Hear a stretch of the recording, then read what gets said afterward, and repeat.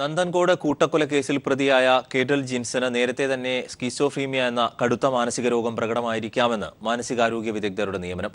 മാനസിക രോഗം പുറത്തറിഞ്ഞാൽ അത് തങ്ങളുടെ സോഷ്യൽ സ്റ്റാറ്റസിനെ ബാധിക്കുമെന്ന് കരുതി രക്ഷിതാക്കൾ രോഗവിവരം മറച്ചുവെച്ചുവെന്നും ഡോക്ടർമാർ വിലയിരുത്തുന്നു.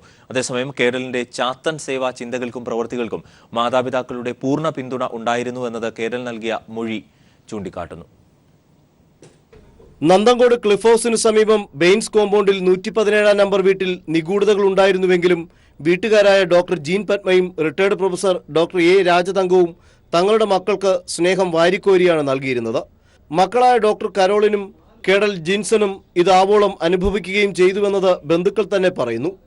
പപ്പയും മമ്മിയും മക്കളുടെ ഇഷ്ടത്തിന് എതിര് നിന്നിട്ടില്ല. കരോളിനെ അവർ ലക്ഷ്യത്തിലെത്തിച്ചു. പക്ഷേ കേഡൽ ജിൻസന്റെ കാര്യത്തിൽ അത് നടന്നില്ല. ജിൻസനെ ഡോക്ടറാക്കാൻ ജീൻ പത്മ കിണഞ്ഞു പരിശ്രമിച്ചു. എന്നാൽ 1 വർഷം മെഡിക്കൽ പഠനം നടത്തി പിന്നീട് അതിന് ഗുഡ് ബൈ പറഞ്ഞ ജിൻസൺ അപ്പോഴേ വേറിട്ട ചിന്തകൾക്കും തുടക്കമിട്ടിരുന്നു. പള്ളിയിൽ കൃത്യമായി പോയിരുന്ന കേദൽ ബൈബിളിലെ നല്ല കാര്യങ്ങൾക്ക് ചെവി കൊടുക്കാതെ തന്റെ മനസ്സ് സാത്താനായി മാറ്റിവെച്ചു.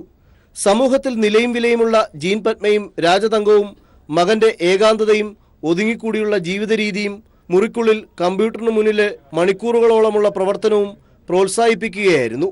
ഇതാണ് ഇത്തരത്തിലൊരു ദാരുണ സംഭവത്തിന്റെ സൃഷ്ടാവായി കേദൽ മാറാൻ കാരണം.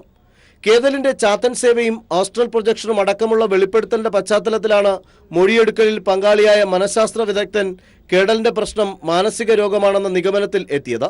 സ്കിസോഫ്രീനിയ എന്ന കടുത്ത മാനസിക രോഗത്തിന് നേരത്തെ തന്നെ കേദൽ ഉടമയായിരുന്നു.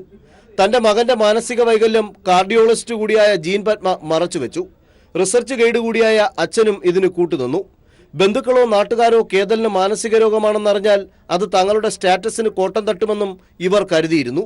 ഒരുപക്ഷെ രോഗം ശ്രദ്ധയിൽപ്പെട്ടപ്പോൾ തന്നെ കേദലിനെ ചികിത്സിച്ചിരുന്നുവെങ്കിൽ രോഗം ഭേദമാകുമായിരുന്നുവെന്നും മെഡിക്കൽ കോളേജിലെ മാനസിക രോഗ വിദഗ്ധർ ചൂണ്ടിക്കാട്ടുന്നു.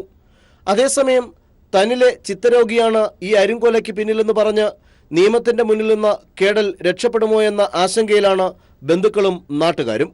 Sunil Arumanoor, news bureau, Thiruvananthapuram.